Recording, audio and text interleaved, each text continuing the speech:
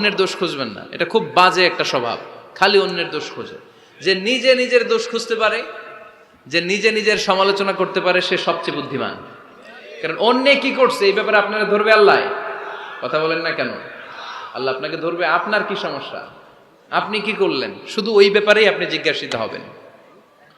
এজন্য আল্লাহ বললেন, তাদের উপর আমার লানত, তাদের উপর ধ্বংস, যারা প্রকাশ্যে অপ্রকাশ্যে অন্যদের দোষ খুঁজে বেড়ায়, দোষ বলে বেড়ায়। এরকম আছে না নাই?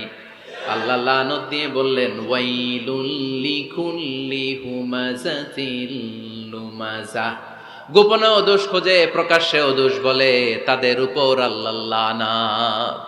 হুমাযাতিল লুমাযা, এই লুমাযা শব্দ থেকে আল্লাহ এনেছেন ওয়ালা তালমিযু আনফুসাকুম। একে অপরের দোষ খোঁজো না, নিজের দোষ খোঁজো, সেই সবচেয়ে বুদ্ধিমান। তাহলে আমরা আত্মসমালোচনা করব। কি করব? খেয়াল রাখবেন, সবচেয়ে খারাপ হচ্ছে সমালোচনা। সবচেয়ে খারাপ কি? তারপর কিছুটা ভালো যেটা, সেটা হচ্ছে আলোচনা। সেটা কি? আলোচনা। সবচেয়ে ভালো হচ্ছে আত্মসমালোচনা। সবচেয়ে ভালো কি?